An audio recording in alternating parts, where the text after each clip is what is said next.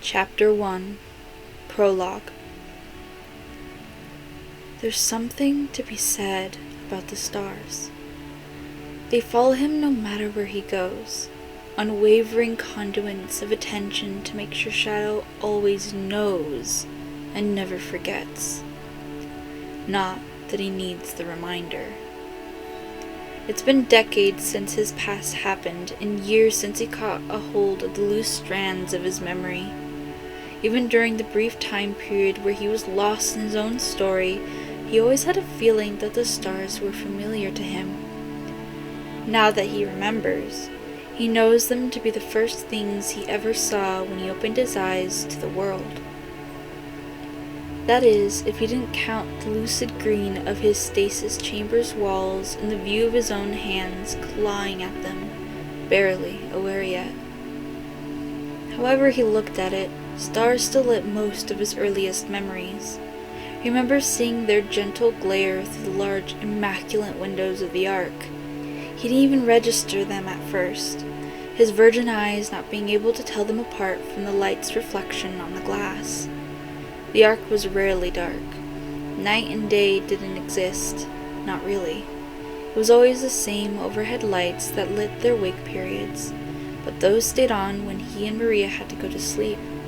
He knows this because they snuck out more times than he could count back then, and the lights were always on. Maria liked the stars. She taught him that they were planets that floated around in space, much like the one they were orbiting. The planet that their existence was so closely tied to, despite always staying directly out of reach. If Maria liked the stars, then she loved the planet. Shadow loved her, so he liked the stars and loved the planet alongside her. "Do you actually like them, Shadow?" she asked him once, when he was very, very young.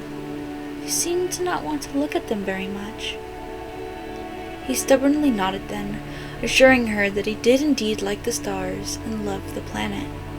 Years later, when they both were a little older, he came to admit that, no, he didn't actually like the stars. He was unnerved by them. They were too far away to see. The planet he liked because he knew what it was. But the stars, they were a mystery to him, never needing sleep, never blinking their watchful gaze away, not even for a moment.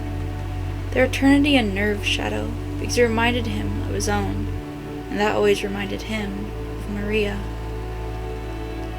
Now it's decades later, and the planet he once liked is the one he inhabits. It's the one he fights to protect against whatever terror threatens its peace. His casual liking of it grew into somber love over the years he spent living here. The Ark was always bright and sterile, but here things were never stagnant. While he revels in the change, he secretly also despises it. It is indeed better that he is no longer confined into the forever light, surrounded by the forever darkness. But the change goes beyond his senses, residing in the people surrounding him as well. The Ark had two types of people: scientists that hurt him as a way to test his abilities, and scientists that told them to do it. There was also Maria, good, kind, loving Maria, who was nothing like anyone else there. It was easy to adapt to that. Here, the people are way more unpredictable. Shadow's frigid worldview didn't make sense here anymore, even though he stubbornly held on to it for his first few years. Eventually, he had to admit to himself that no, the Ark scientist dynamic didn't seem the same down here. There were too many kinds of people for that, with too many different behaviors. Sure, Shadow has learned most of their customs through trial and slight error, but they still feel somewhat alien to him. As it seems, the sentiment is mutual. The people here find him alien too. Shadow doesn't mind the differential treatment. He revels in it, if anything. He's the ultimate life form. He's not like everyone else here. There are things they can allow themselves that Shadow cannot.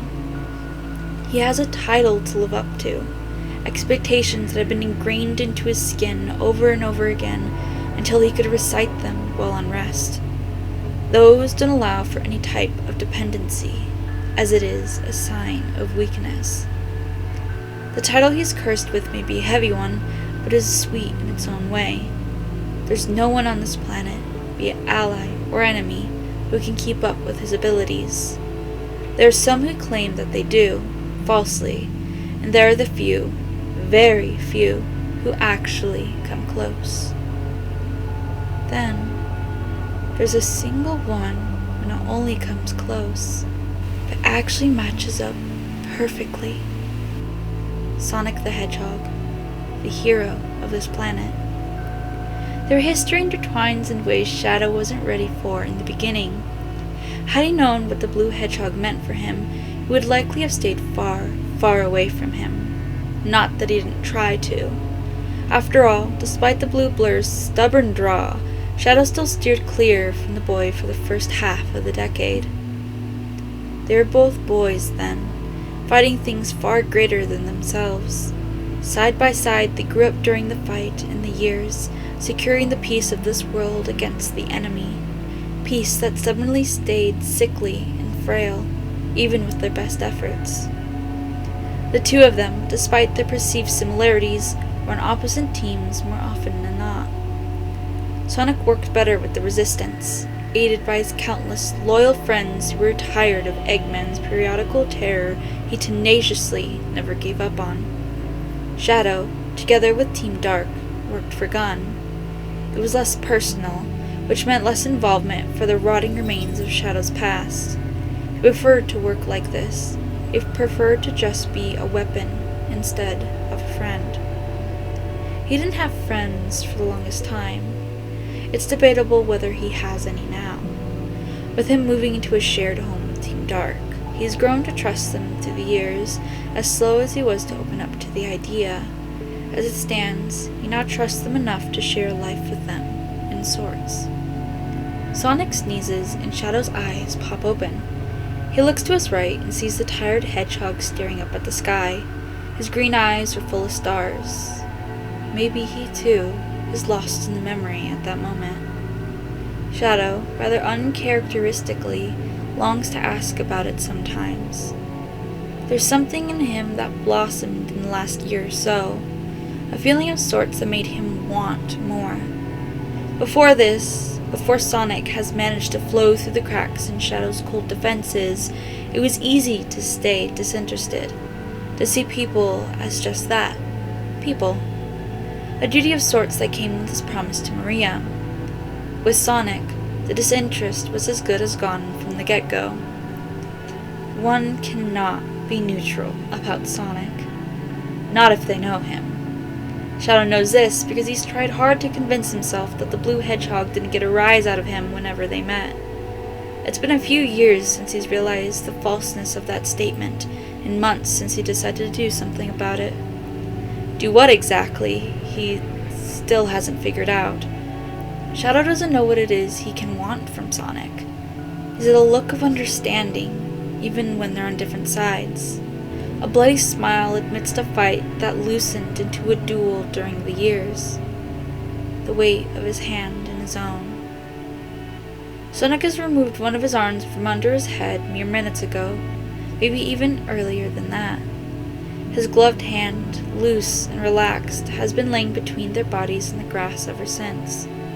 Shadow is well within distance to touch it. It's an action he has the physical capabilities for. So then, why does it feel like he cannot do it? Shadow watches the blue hedgehog. Whenever he feels he's close to shattering, he remembers himself. He cannot touch that hand because he's not supposed to. He's the ultimate life form, with all that entails.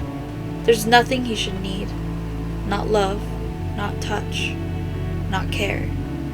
Definitely not help. The last thought stumps him more often than not. He's been told by multiple people on various occasions that he's stubborn and selfish for not accepting help even when he needs it. Every time he told them off for it and then removed himself from the situation. After all, he's not someone that can need help. And, in the unlikely situation that he would need help, he definitely isn't supposed to accept it. His body was built from the ground up to contain enough power and skills for him to be completely self-efficient. Pair that with a conscience, and he's something that cannot require outside input to succeed. He knows this well.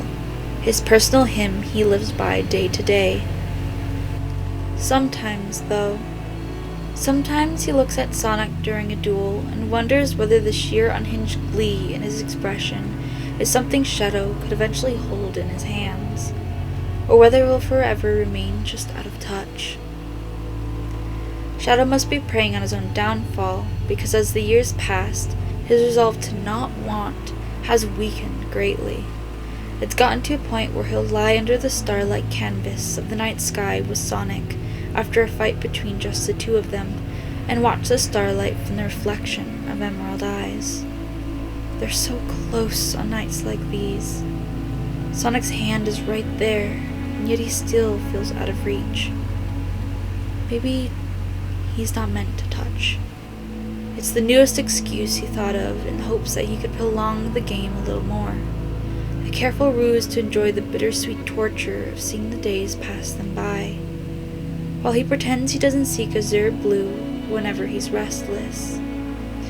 At first, all he wanted to do was watch, but now the desire to touch, to have, to affect is at a point where he's not sure whether reaching for Sonic would be truly fruitless.